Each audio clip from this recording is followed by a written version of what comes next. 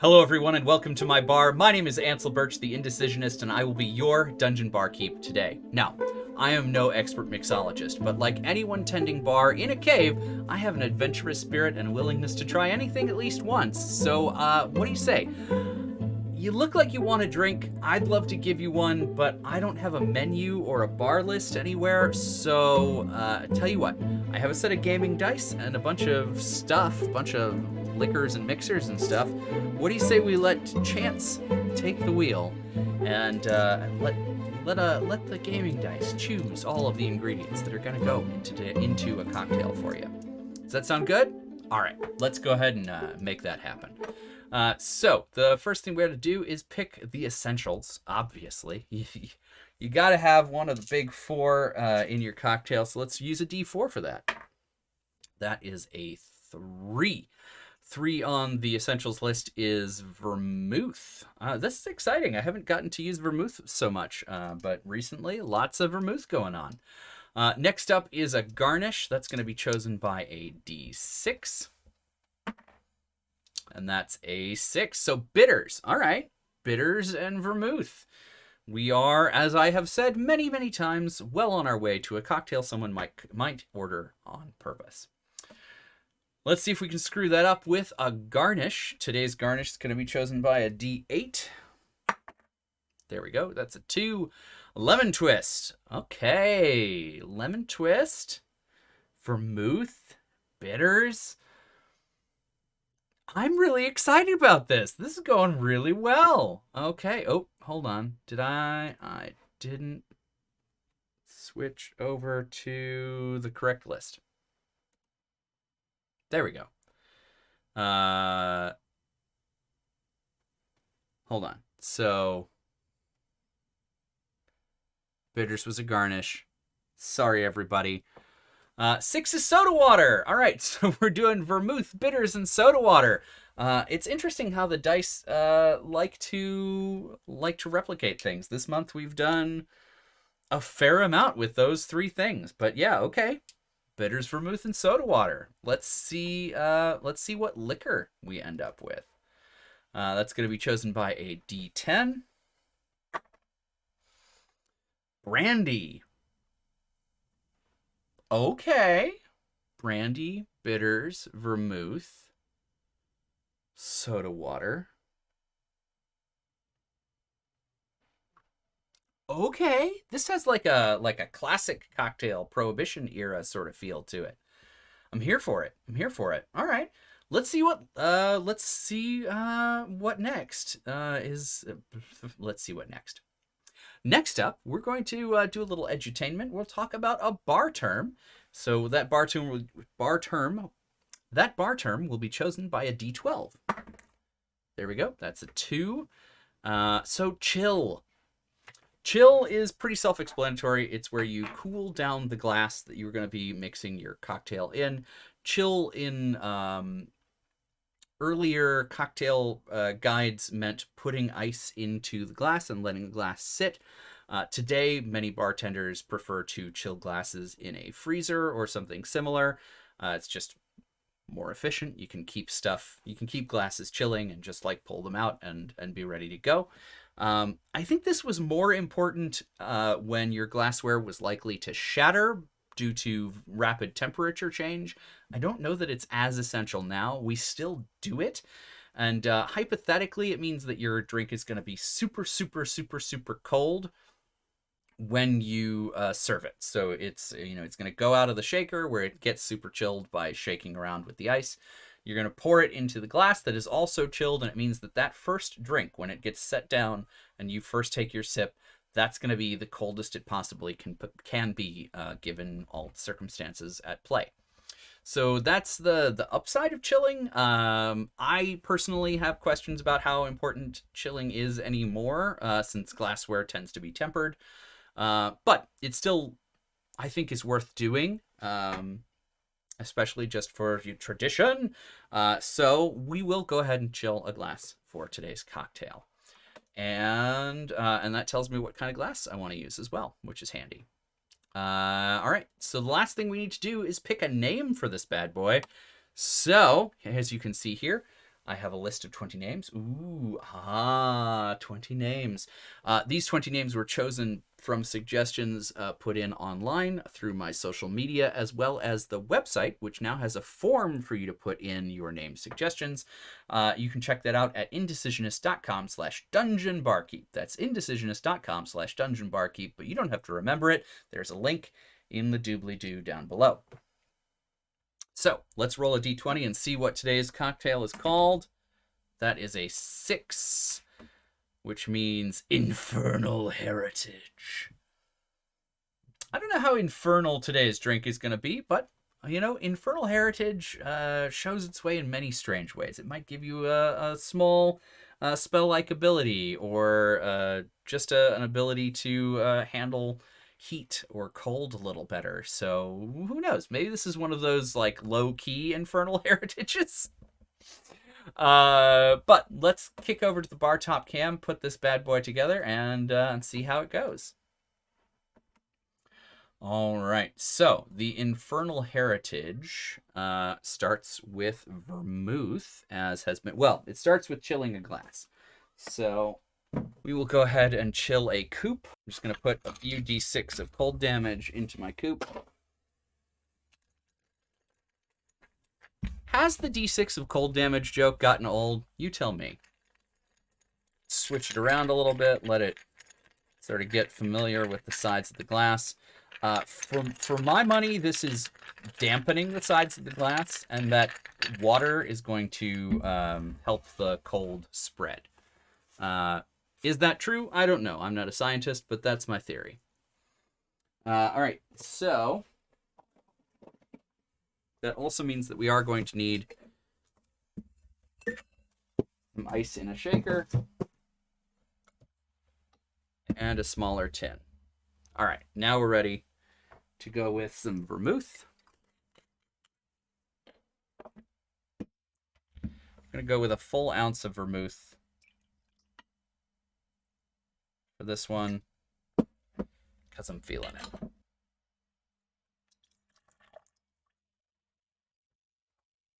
All right, so that's a full ounce of vermouth. Next up is a lemon twist. That's right. So we'll move this stuff off to the side. Here's a lemon. All right, we'll get a nice twist off of this guy.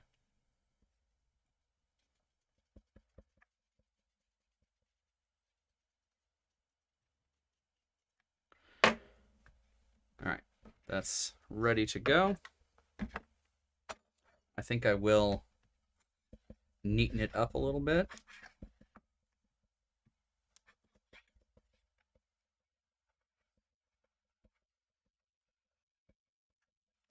I've been seeing a bunch of like cool technique things because bartenders like to get a little fancy when they can. I'm gonna try one. Let's see. Can I fit this dart into this hole? So that looks kind of neat, I guess. So I will give it a little extra structural integrity with a cocktail pick. There we go. Yeah. Kind of looks like a little message now. Okay. Why do we do that? I honestly have no idea. Flair. Cocktails are a method of self-expression, right? My self-expression just happens to be incredibly random. Last up is Brandy. What a good wife she would be.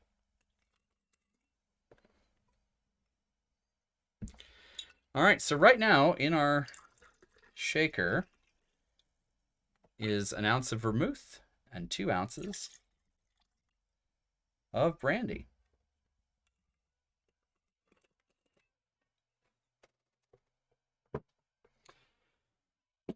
There we go.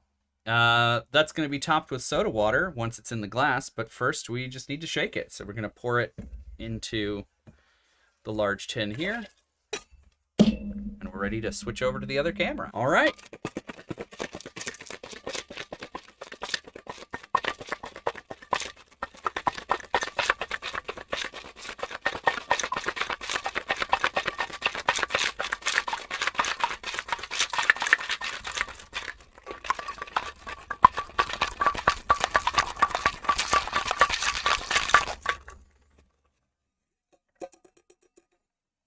Ooh, got a nice little head to it.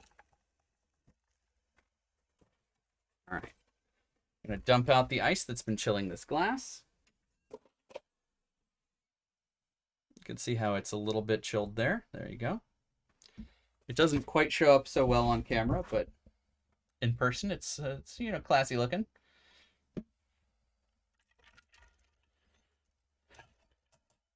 And we'll just pour it through a strainer.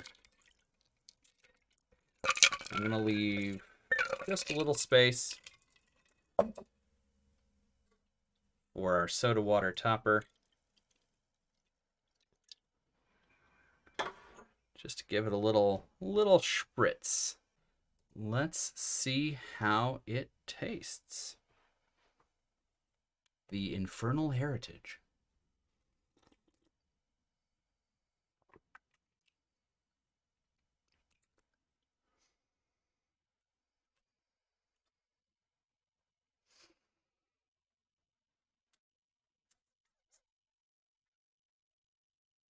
Oh, wow. Wow. Well, whether I was supposed to or not, I'm going to add bitters to this. I think that's going to help it.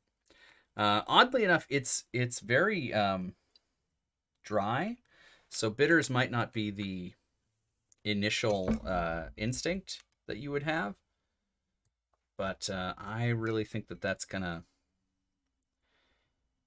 loosen things up a little bit, give a little space between the vermouth flavor and the brandy flavor.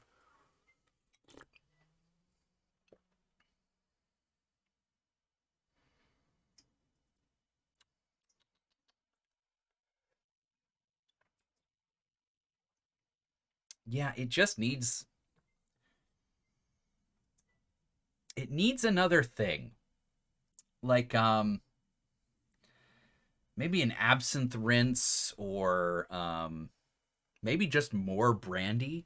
It feels like it wants to be a spirit forward cocktail. It feels like it wants to be prohibition style, but it's not quite there, which, I mean, coming up with a prohibition era cocktail by accident using gaming dice is that's a pretty high order. That would be really, I mean, I've done it a couple times, but I wouldn't count on it every time. This feels like that's where it wants to be. It's just not quite there. And maybe that's the product of the Infernal Heritage. Maybe the Infernal Heritage is that everything everything's a cocktail to you, but it's sort of a crappy cocktail and you don't feel great about it. And that's the like curse that you have to live with, is that yeah, okay, everything's a cocktail and people think you're always at a party. Woo! But the cocktail is always disappointing. And so you have to, like, as a character, choose between whether you keep up the front of like, yeah, everything's great, I've got a cocktail always, poof, here's my cocktail, swoosh, ah, look, it just appeared in my hand. I can't do that in post. I don't know how to do that. Bah, cocktail.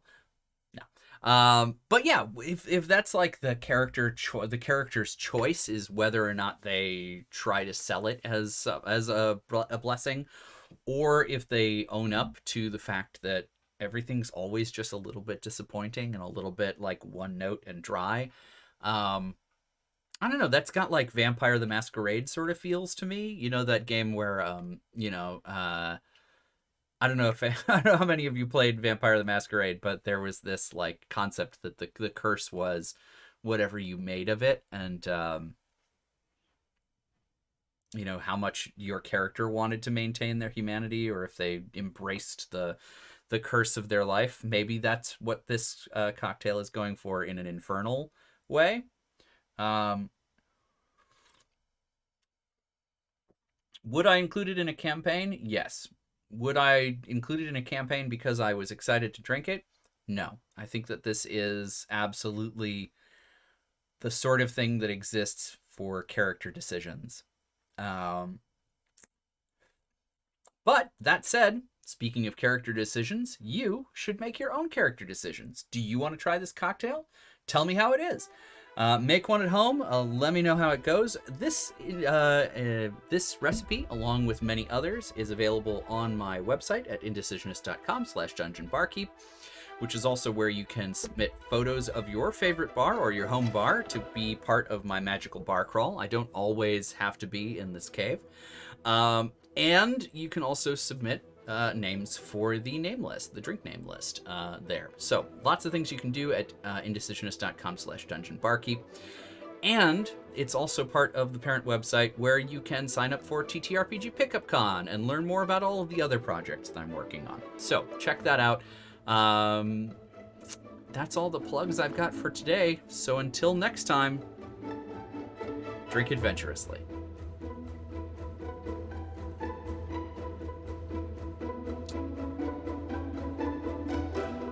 I mean, it's a cocktail, technically.